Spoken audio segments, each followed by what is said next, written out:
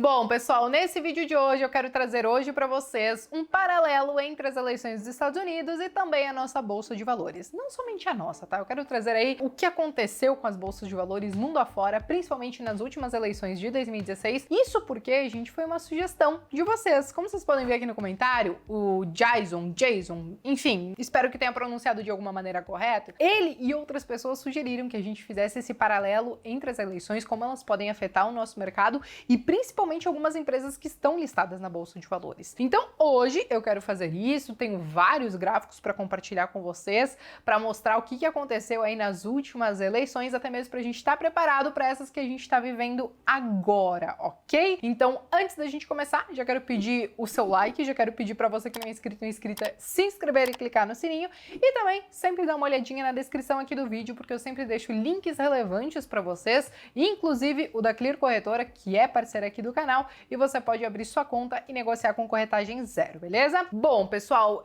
falando ainda sobre as eleições, né, eu acho que o ponto principal de tudo isso é entender quais são as propostas de cada um dos candidatos, né? Então, é claro que a gente já teve a oportunidade de ver o debate dos presidentes e também dos vices, coisa que não é muito comum aqui no Brasil, e é claro que em meio a alguns embates, como foi o primeiro debate, né, entre o Biden e o Trump, foi meio que um rebosteio, não deu pra entender muito a questão das propostas, mas se a gente procura no Google, se a gente, enfim, nós teremos a oportunidade de ver outros debates, vai dar pra entender um pouquinho melhor. E por que é importante a gente entender? Porque em 2016 eu vou mostrar pra vocês que tiveram empresas, assim, que se deram bem e outras que talvez se deram um pouco mal por conta do resultado. Mas, gente, para começar, eu já quero colocar para vocês um gráfico do índice de confiança do consumidor de 1960 até 2016 e os seus respectivos governos norte-americanos. Então aqui a gente pode ver uma oscilação muito grande nos mais diversos governos, tá, gente? Tanto de esquerda como de direita. E aí, nesse outro gráfico que eu já quero mostrar para vocês, o que a gente pode ver? A gente consegue ver sobre os norte-americanos que confiam no governo sempre, ou quase sempre, entre 1958 e 2015. Então, o que a gente está vendo em azul são os presidentes democratas e o que a gente está vendo em vermelho são os presidentes republicanos. E aí, o que a gente pode ver é que ano após ano, década após década, essa confiança ela vem caindo, essa confiança no governo. Mas lá no governo do Bill Clinton subiu um pouquinho, se manteve no início do governo Bush, e eu acho que também teve toda aquela questão do terrorismo e tudo mais, isso acabou minando a confiança no governo e aí degringolou tudo de vez ali em 2008. Agora, gente, observando as últimas eleições, no ano de 2016, nós tivemos aí o país, o mundo inteiro, né, diante de uma dualidade entre o Donald Trump e a Hillary Clinton, né? O Donald Trump pelo Partido Republicano e a Hillary Clinton pelo Partido Democrata. E essa dualidade, gente, ela geralmente começa mesmo entre os partidos, porque aí nós temos o viés político de cada um. Quando a gente fala do republicano, ele tá muito mais para direita. E quando a gente fala dos democratas, então eles estão muito mais para centro ou centro-esquerda, sabe? E inclusive, o Partido dos Democratas foi o partido do antecessor do Trump, que foi o Barack Obama, né? Então, só para complementar ainda essa questão dos republicanos, dos democratas, né, de uma forma muito simplista, quando a gente fala dos partidos de direita, como o Partido Republicano, eles são mais conservadores, tanto economicamente quanto socialmente, e apoiam o capitalismo de livre mercado, né? Ou seja, tem menos intervenção do governo em cima do mercado. Já os partidos de esquerda, e aí ainda sendo generalista e simplista, eles tendem então a se intitular como revolucionários e eles prezam aí por mais participação do governo em questões econômicas por meio de regulamentações do mercado. Então, também, além desses dois, né, extremos, a gente também tem o que a gente chama de centro, que é basicamente o que fica no meio dessa briga, né, dessa batalha, desse cabo de guerra, e ele pode sim ponderar um pouco mais para a esquerda, um pouco mais para a direita, mas o que nós temos visto aí nos Estados Unidos nos últimos anos é que geralmente a galera que está no centro, eles acabam ficando mais no centro ou centro-esquerda, vamos dizer assim, e acaba representando, como eu falei para vocês, o Partido democrata. E aí, só para contextualizar ainda de forma rápida essa questão de direita e esquerda, esses nomes eles surgiram lá na Revolução Francesa em 1789, onde os partidos dividiam entre os que ocupavam a direita do rei, que eram aqueles que já possuíam poder e defendiam os seus, e os que ocupavam então a esquerda, que eram os revolucionários que reivindicavam por direitos para todos. Ou seja, gente, as forças de esquerda e de direita, elas são complementares, e essa dualidade existe há mais de 300 anos. Mas, daí voltando então para as nossas eleições de 2016, gente, na qual nós tivemos um grande embate, ainda mais sobre a influência das redes sociais e todo aquele escândalo da Cambridge Analytica, que não é o foco desse vídeo, mas eu já quero deixar a indicação de um documentário na Netflix,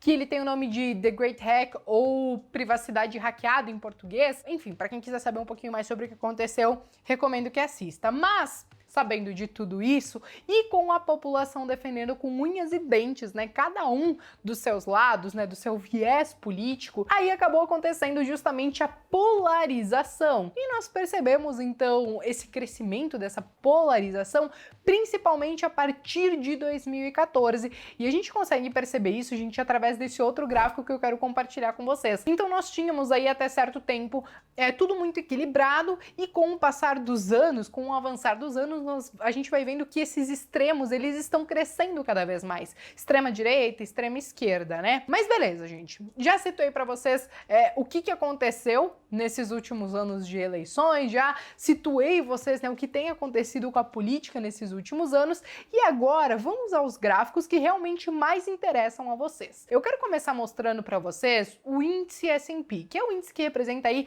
as 500 principais ações da Bolsa Americana, e como ele se comportou aí durante esse período de eleições, principalmente olhando lá em 2016, né? O que a gente pode perceber é que teve uma grande oscilação no volume de negociações, então muitas pessoas negociando na Bolsa de Valores, né, diariamente, e principalmente no final de junho e início de setembro, e claro, até mesmo pós-eleições, né? Quando a gente teve o resultado das eleições em si, nós tivemos um rally de alta na Bolsa de Valores americana. Eu acho que até mesmo porque as pesquisas até então, né, até sair o resultado em si das eleições, elas mostravam que a Hillary, ela estava sempre na frente. E aí, no fim, quem acabou levando foi justamente o Donald Trump. E agora, a gente saindo um pouquinho do mercado americano e vindo aqui para a nossa Bolsa de Valores no Brasil, né, o nosso índice Bovespa, que é esse que está na tela para vocês, a gente consegue ver um comportamento um pouco diferente. Por quê? Nós tivemos aí uma oscilação até que um pouquinho menor do que nos próprios Estados Unidos,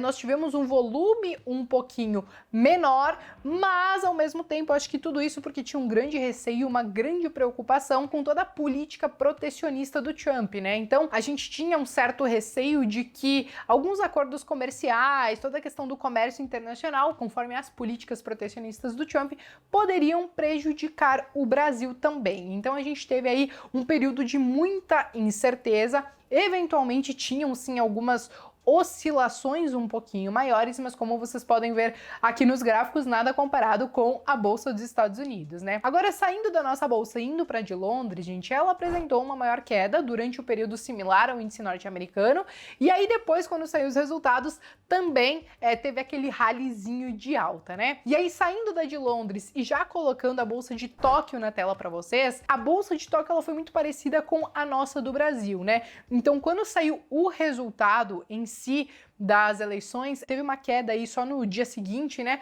de mais de 5%. Já a Bolsa de Xangai, ela sofreu algumas oscilações, principalmente em maio e meados de setembro. E por fim, gente, com a vitória do Trump, as bolsas asiáticas, elas responderam operando em baixa, como eu mostro para vocês nesse gráfico aqui, com o mesmo receio de nós brasileiros. Afinal, o discurso protecionista do republicano, né, o Donald Trump, durante a campanha, se implementado, poderia afetar segmentos estratégicos da balança comercial brasileira, como os de commodities agrícolas e também metálicas. Mas, ao mesmo tempo, né, o Trump ele defendia medidas que poderiam acabar beneficiando o Brasil, que seriam os investimentos em infraestrutura e que acabariam, então, puxando a demanda global por minério de ferro, ferro e, claro, o estímulo à indústria petrolífera, né, em detrimento, claro, das fontes de energias renováveis, vamos dizer assim, né? Tanto que, entre discursos e propostas de campanha, os contratos futuros de aço e minério, eles dispararam na China. E no dia 9 de novembro, inclusive, de 2016, eles atingiram a máxima de vários anos, sustentados, então, por uma alta do carvão e sinais de uma retomada da segunda maior economia do mundo. E aqui no Brasil, o que a gente acabou vendo principalmente foi a Vale ser beneficiada, justamente por conta desse minério de ferro, porque nos últimos 3 meses ali do ano, nós conseguimos ter aí uma alta acumulada de mais de 40%. Então, por as propostas do Trump na época afetarem justamente esses mercados, algumas empresas acabaram sendo beneficiadas, né? Agora, quando a gente fala dos Estados Unidos, tiveram setores que apresentaram ganhos por conta dos resultados das eleições. Então a gente teve o setor financeiro e o setor de saúde, principalmente, tendo alterações e sendo impulsionados por conta do Donald Trump. O de saúde, principalmente, porque uma das primeiras coisas que o Donald Trump fez foi justamente empacar o Obamacare, né? Que até então era o programa de saúde, né, que o governo anterior ele tinha implementado. E quando a gente fala do setor financeiro, uma das propostas até então do Donald Trump era justamente a privatização de serviços previdenciários. Então, algumas instituições financeiras acabaram também tendo um rally de alta, né? Então, empresas do setor de saúde e do setor financeiro conseguiram aí ter uma grande alta depois que teve esse resultado consolidado do Donald Trump como presidente, né? Então, no fim das contas, como vocês podem perceber, todas essas oscilações, elas aconteceram e elas podem acontecer com base nas propostas dos candidatos, principalmente, né, aliando essas propostas com as pesquisas eleitorais. E nesse ano, gente, como eu falei pra vocês, a disputa, ela tá entre o Donald Trump pelos republicanos e o Joe Biden, né, que é ex-vice-presidente do Barack Obama, pelo Partido Democrata. Ele tá aí na política desde os anos 70. Mas quando a gente olha as pesquisas, né, de voto, as intenções de voto, o Joe Biden ele tá liderando desde o ano passado. E aí pensando, né, aqui no Brasil, vale lembrar que o Bolsonaro ele tem uma forte ligação ideológica com os discursos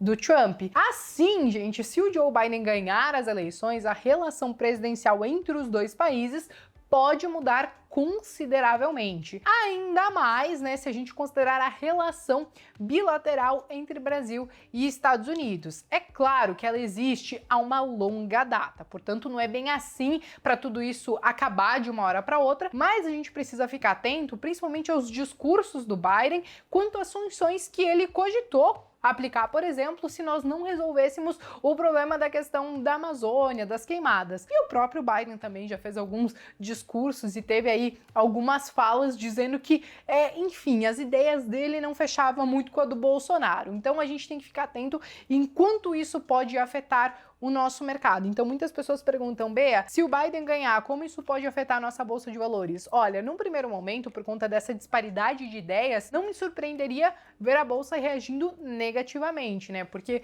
nós entendemos que eles precisam acertar o compasso para as coisas continuarem seguindo bem, principalmente nessa questão da relação comercial que nós temos há muito tempo. Agora, gente, saindo dessa questão da relação, a gente precisa falar sobre as propostas do Biden, né? Então, por quê? O Biden, ele tem algumas propostas que eu dei uma olhadinha para até mesmo entender, assim, alguns setores que poderiam ser afetados, porque, inclusive, tem uma empresa do setor de saúde que eu tô estudando, e é o seguinte, a proposta do Biden é justamente tentar retomar e impulsionar essa questão do Obamacare. Então, o setor de saúde, ele poderia ser afetado lá nos Estados Unidos, né? Principalmente a questão do setor de saúde privada. E ainda existe uma outra proposta do Biden, porque ele quer fazer um investimento de mais de 2 trilhões de dólares no setor, né, ou enfim, em energias limpas. Então as empresas que já estão inseridas nesse segmento, elas poderiam talvez ganhar um gás aí, ter esse impulsionamento por conta de todo esse investimento. Enquanto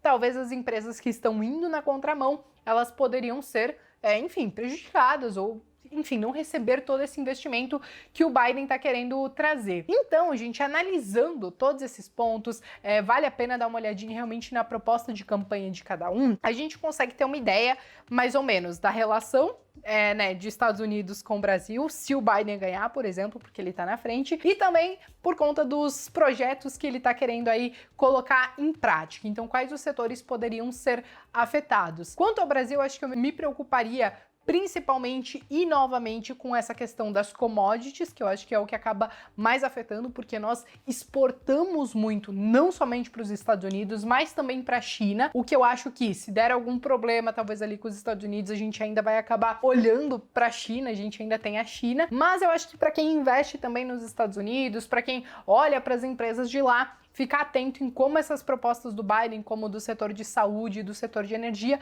podem afetar esses negócios. E no mais, gente, no geral, o que a gente pode esperar é o básico, né? Muita oscilação, principalmente depois que sair o resultado das eleições, né, sair em definitivo, por mais que mostre o Biden na frente, ainda assim a gente sabe que muita coisa pode mudar aí no meio do caminho e entender, né, que talvez um Trump com o Brasil hoje com um discurso alinhado é uma coisa e o Biden com o Brasil com um discurso bem desalinhado pode ser outra, principalmente olhando para o curto prazo. Para quem investe para o longo prazo, para quem tem empresas que talvez exportam muito, que são de commodities, eu acho que tem que ficar um pouquinho mais de olho. Para quem talvez não tenha empresas de commodities, para quem talvez não está tão preocupado assim com o curto prazo, investe para longo prazo, no fim das contas, esse vídeo foi muito mais informativo, compartilhando gráficos, comportamento de mercado e tudo mais, do que qualquer outra coisa. Mas, de qualquer maneira, quis trazer aí esse conteúdo sugerido por vocês e fazer esse paralelo do mercado, até pra gente entender como as bolsas do mundo afora